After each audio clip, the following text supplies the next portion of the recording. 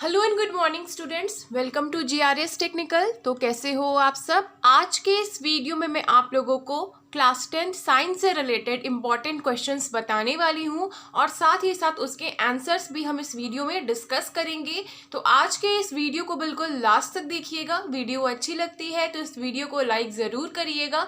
साथ ही साथ अगर आप हमारे चैनल पर नए हैं तो चैनल को सब्सक्राइब करके बेल आइकन ज़रूर बजाइएगा और इस वीडियो को अपने फ्रेंड्स तक शेयर ज़रूर करिएगा। तो चलिए बिना समय गंवाए आज के इस वीडियो को हम स्टार्ट करते हैं। तो ये सारे जो क्वेश्चंस हैं वो बोर्ड्स में बहुत ही इंपॉर्टेंट है, इसीलिए मैंने यहाँ पे आप लोगों को क्वेश्चंस दिया है।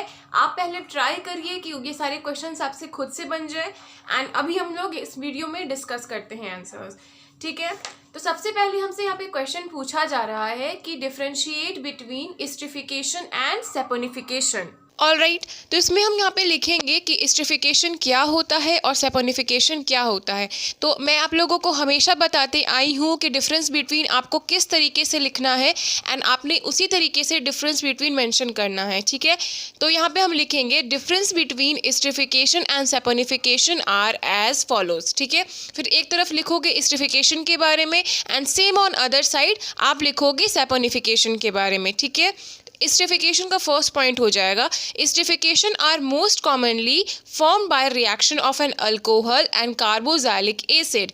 मतलब कि अल्कोहल और कार्बोक्सिलिक एसिड की मदद से एस्ट्रिफिकेशन रिएक्शन होता है। Esterification is used for making perfumes and flavouring agents where saponification is treating sodium hydroxide. ठीक है, the ester will turn back to alcohol and sodium salt of carboxylic acid it is used for the preparation of soap. यानी कि saponification के नाम में ही सैपो लिखा हुआ है, इससे आप खुद समझ जाइएगा कि सैपो का मतलब होता है सैपोनिफिकेशन। ठीक है, तो उस तरीके से हम लिखेंगे कि सैपोनिफिकेशन और एस्ट्रिफिकेशन क्या होता है। सो आई डू होप कि आपको समझ में अब आ गया होगा कि क्या लिखना है आपको आंसर में। ठीक है, ऑलराइट, अब नेक्स्ट क्वेश्चन हम यहाँ पे देखेंगे। तो नेक्स्ट क्वेश्चन हमसे यहाँ पे पूछा जा रहा है, what changes can you make in your habits to become more environment friendly. यानी कि आप कौन सा ऐसा हैबिट करोगे जिससे कि आप इन्वायरमेंट फ्रेंडली होगे। ठीक है, तो क्वेश्चन को बिल्कुल ध्यान से पढ़ना है। अगर आपने क्वेश्चन को अच्छे से पढ़ लिया तो आपको आंसर ज़रूर आ जाएगा। ठीक है, और कोशिश करो कि ज़्यादा से ज़्यादा सैम्पल पेपर बनाने का। ठीक है, तो हम यहाँ पे आंसर में लिखेंगे we make changes in our daily habits to become environment more friendly such as we can use bicycle instead of scooty और bike to visit nearby market. यानी कि अगर आपको आस पड़ोस में ही कोई मार्केट में जाना है या बगल में कहीं जाना है तो आप स्कूटी या बाइक का यूज़ ना करो, क्योंकि उससे बहुत ही ज़्यादा पोल्यूशन होता है। तो उसकी जगह पे आप बाइसिकल यानी कि साइकिल का यूज़ कर सकते हो। सेकेंड पॉइंट है we can use public vehicles instead of personal vehicle. यानी कि यहाँ पे आपसे बोला जा रहा है कि आप पब्लिक व्हीकल को यूज़ कर सकते हो इंस्टेड ऑफ पर्सनल व्हीकल को। यानी कि अगर आपको कहीं दूर भी जाना है तो आप अपना अलग से स्कूटी कार लेकर के मत जाओ, उससे जगह अच्छे से बस में जाओ, है ना। तो उस तरीके से हम जा सकते हैं। तीसरा हम लिख सकते हैं कि बाय वाटर हार्वेस्टिंग, हम पानी को अगर बचाएंगे तो हमारा इन्वायरमेंट फ्रेंडली हम हो सकते हैं। फिर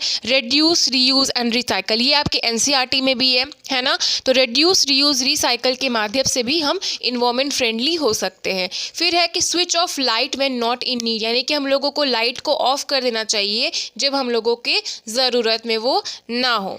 तीसरा क्वेश्चन हमसे यहाँ पे पूछ रहा है स्टूडेंट्स कि यहाँ पे डिफाइन एमलगम, यानी कि एमलगम क्या होता है। तो हम यहाँ पे लिखेंगे if one of the metal is mercury then the alloy is known as amalgam. यानी कि अगर कोई एक मेटल जो है वो मर्क्यूरी है तो जो अलॉय होगा उसको हम एमलगम बोलेंगे। छोटा सा इसका आंसर है, 1 मार्क्स का है, लेकिन याद रखोगे तो आपका एग्जामिनेशन में बहुत ही ज़्यादा हेल्पफुल रहेगा।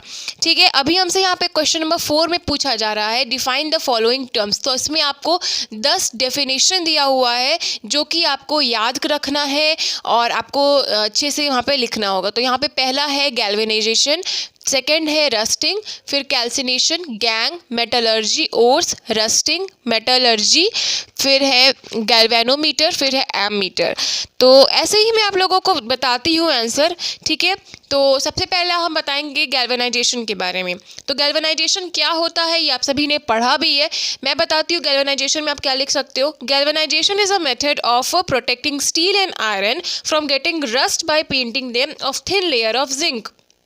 ठीक है, समझ में आया गैल्वेनाइजेशन क्या होता है। Galvanization is a method of protecting steel and iron from getting rust by painting them of thin layer of zinc.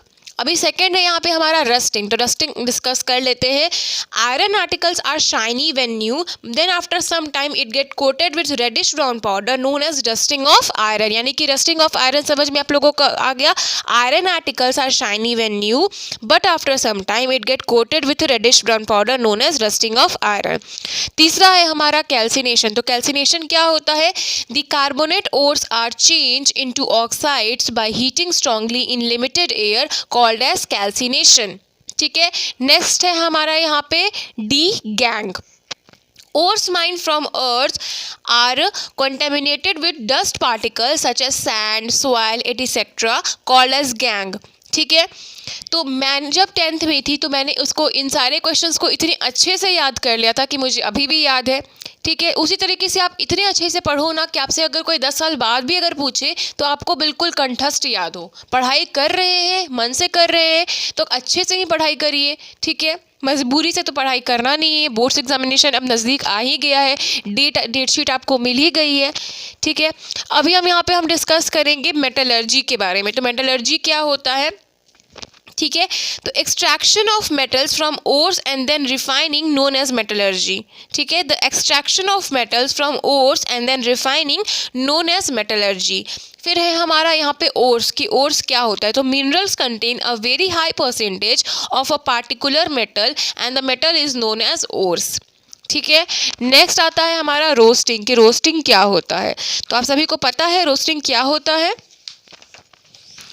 तो रोस्टिंग का आंसर इसमें होगा The sulfide ores are converted into oxides by heating presence of excess air. This process is known as roasting. ठीक है, roasting आप सभी को समझ में आया।